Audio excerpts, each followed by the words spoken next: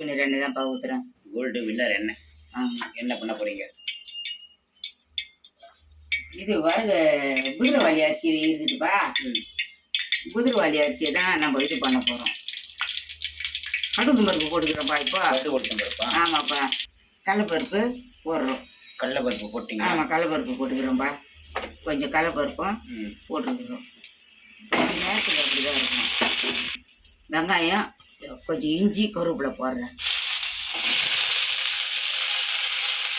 குதிரைவாலி அரிசிப்பா. குதிரைவாலி அரிசி. குதிரைவாலி அரிசி உப்புமாவை பண்ண போகிறோம். உப்புமாவை பண்ண போகிறோம். மிளகாய ஒரே ஒரு மிளகா தான். காரம் ரொம்ப வேணான்ட்டு 2 பேருக்கு இது. காஞ்ச மிளகா? ஆமாம், காஞ்ச மிளகா. குதிரைவாலி உப்புமாவு ஒரு 2 தண்ணி ஊற்றி கழுவி அரிசி வச்சிருக்கிறேன். மண் இருக்கும், அதனால் அரிசி கழுவி வச்சிருக்கிறோம். குதிரைவாலி அரிசி? குதிரைவாலி அரிசி. இது பேர் தான் குதிரைவாலி. இதை தான் சாப்பிட்றோம். ஒரு நாளைக்கு டிஃபனுக்கு இதை தான் வச்சுக்கிறோம்.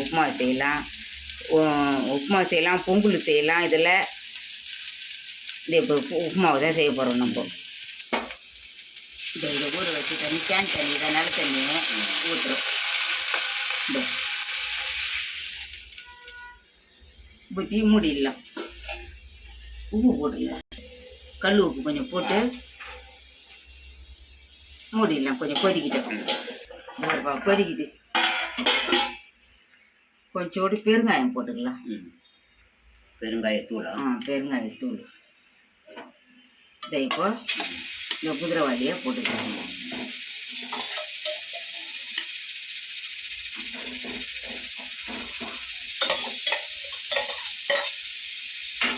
கீரையும் விசில் வருது. மூடிடலாம். இப்போ மூடி வச்சிடலாம். கொஞ்ச நேரம் கொதிக்கிட்டோம். அரிசியை போட்டிங்களா? போட்டோம்.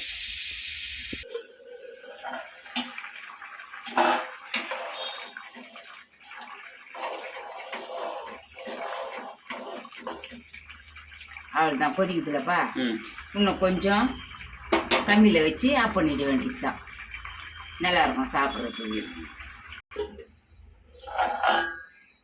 இந்த பாருப்பா, உப்புமாவு கேக் மாதிரி ஆயிடுச்சுல? கேக்கு மாதிரி ஆயிடுச்சு பாரு. தண்ணி நம்ம கரெக்டாக ஊற்றினோம்னா கரெக்டாக வெந்து பாரு அப்படியே ரெடி ஆயிடுச்சு பாரு. குதிரைவாலி அரிசியில் உப்புமாவு நல்லா இருக்கும் சாப்பிட்றதுக்கு. கடலைப்பருப்புலாம் போட்டுக்கிறோம், இஞ்சி போட்டுக்கிறோம். ஒரே ஒரு காஞ்ச மிளகா தான். காரம் ரொம்ப வேணான்னு ஒரே ஒரு காஞ்ச மிளகா போட்டுக்கிறோம். அவ்வளோதான், சாப்பிட வேண்டியது தான். இதை வாங்க எல்லாரும் சாப்பிட்லாம்.